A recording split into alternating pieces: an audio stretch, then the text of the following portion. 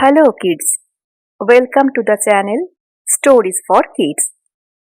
Today is 14th November, Children's Day. So, happy Children's Day to all of you. On the account of Children's Day, I will tell you a fairy tale today.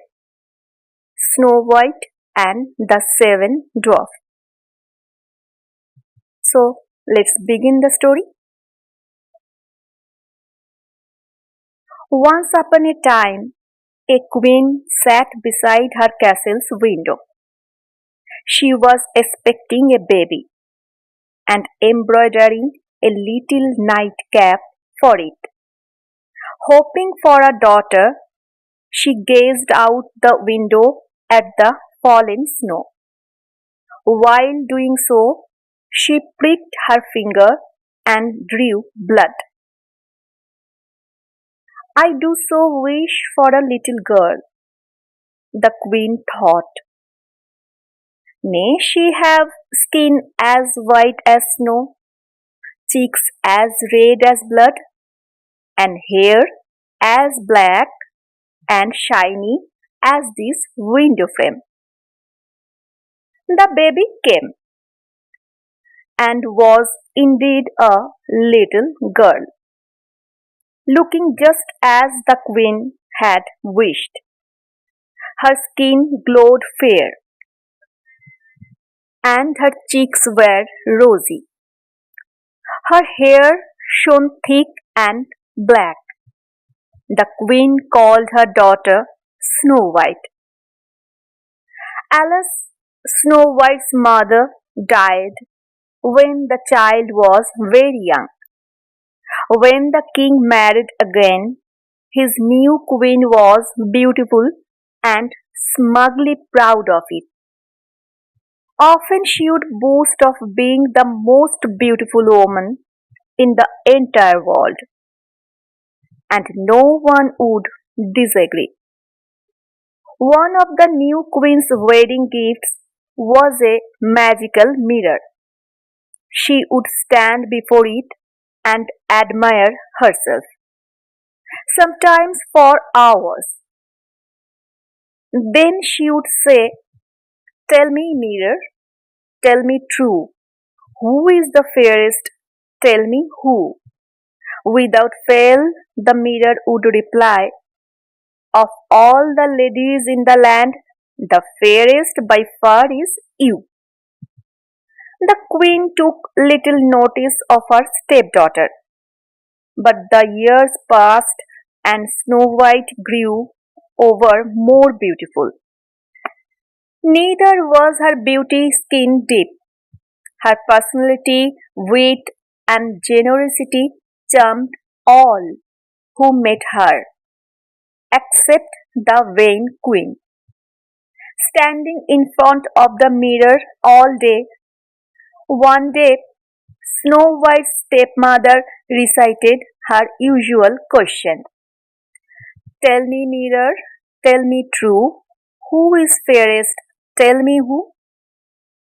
This time the mirror replied, "You are fair and lovely, it is true, but Snow White is even lovelier than you." The queen flung herself on her bed, crazy with anger and envy. After many hours, she called her most trusted servant and ordered him to solve her problem forever. "Take Snow White into the woods," she snarled. "Take a hunting knife to her and never tell a soul." The servant led the girl away. Into the woods they went. Snow White had not suspected that her stepmother was plotting murder, and when she realized what the servant was about to do, she screamed and begged for her life. The man's heart melted. "I will not hurt you, child. I cannot." Finding a rabbit in a trap, She smeared its blood on his knife to show the queen. Then he left Snow White to fend for herself in the wild forest. Terrified, she wandered into the mountains, weeping quietly and jumping at every noise. When a twig snapped under her feet, she believed a bear would seize her. The wind roared and she imagined wolves. Eventually, Snow White came to a cottage. Finding it empty, she crept inside. Everything was neat and tidy. A cloth was spread on the table, and on it there were 7 little plates. There were 7 bread rolls and 7 little tumblers. By the wall stood 7 little beds. As Snow White was hungry, she tore a piece of each roll and took a mouthful from each tumbler. She tried all the little beds, and the seventh suited her perfectly. She tucked herself in and went to sleep. After dark, the cottage owners returned. There were 7 of them, each one a dwarf, who spent his days digging for gold in the mountains. They lit their 7 lamps and saw that all was not right. The first dwarf asked, "Who was been sitting on my stool?" The second dwarf asked, "Who left crumbs on my plate?" "Someone has picked at my bread," the third dwarf said. "And mine," said the fourth. "Someone has been fiddling with my fork," complained the fifth. The sixth dwarf remarked that his spoon was sitting crooked, while the seventh saw that the drink in his tumbler was low. By then the first dwarf had carried his lamp over to his bed. "Who has been lying on my bed?" she wondered aloud.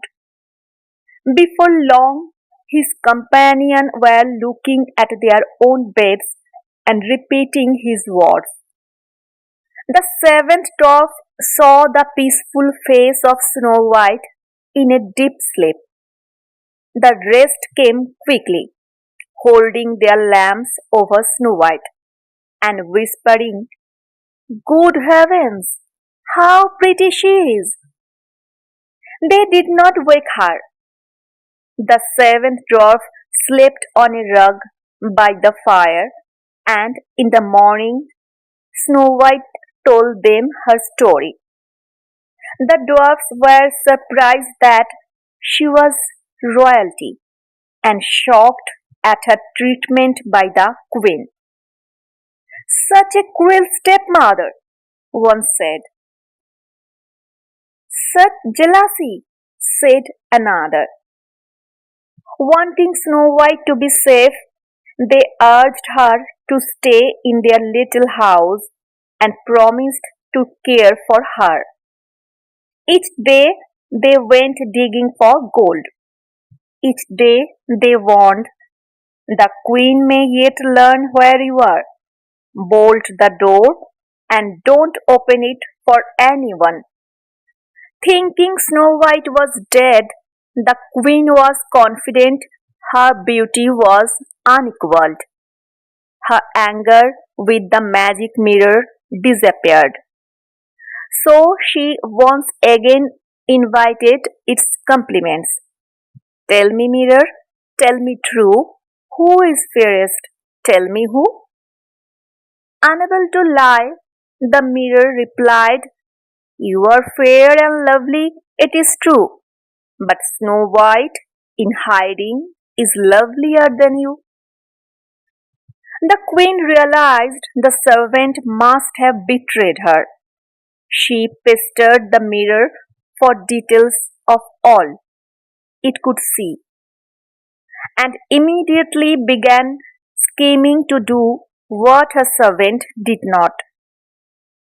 The following day, she disguised herself and traveled to the mountains to find the home of the dwarfs. Knocking at the door, she called, "Laces, hairpins, bobbins for sale, combs and brushes of the best quality." Snow White remembered the dwarf's warning, but was sure the old woman meant no harm. She unbolted the door. "Your hair is so thick and long," said the woman. "These brushes will make your day easier." Snow White smiled. "May I try one?" she asked, not suspecting that the wicked woman had dipped them all in poison. As soon as the brush touched her head, Snow White fell and lay unmoving on the ground. "That's the end of her," the queen said, and made her way back to the palace. The dwarfs found Snow White slumped by the door, but rejoiced to find that she was still alive. Her thick hair had wiped poison from the comb before it touched her scalp, and she recovered to tell the dwarfs what had happened. Carefully, they washed Snow White's hands and hair, and she became well again. The queen, meanwhile, was astonished to be told by her mirror, "You are fair and lovely, it is true, but Snow White lives and is lovelier than you."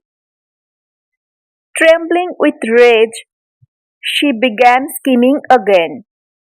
This time she poisoned an apple, dressed herself as an orchard keeper, and returned to the cottage in the mountains. When Snow White heard a knock at the door, she put her head out of the window and saw the woman with her basket of apples. "Madam," she called, "I cannot open the door, for the dwarf have told me not to." "As you wish," said the terrible woman, coming to the window. "But I will leave you this fine apple. Tell me how you liked it when I come this way again." "No," said Snow White, "I dare not take it." "Silly girl," answered the woman, "what are you afraid of? Do you think it is poisoned? Look, I shall take a bite myself." The queen had been careful to poison only half of the apple. She bit into the good side and held out the apple for Snow White. It looked delicious, and the woman was munching with gusto. Snow White could resist no longer and bit into the other side. "This time nothing will save you," said the queen. Snow White fell into the floor, and the queen went home to her mirror, which at last told her, "Of all the ladies in the land, by far you are fairest, only you." The seven dwarfs found Snow White by the window, no longer breathing. They loved her dearly and felt sorrow beyond belief. Together they lifted her up, straightened her hair, and washed her lovely face.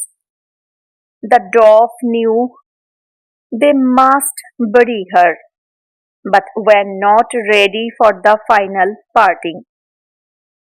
Days passed, and Snow White's cheeks were still rosy, her face looking just as it had while she lived. Snow White was always special, said one of the dwarfs. In death, she is a miracle. We will never bury her in the cold ground. The dwarfs made Snow White a coffin of glass.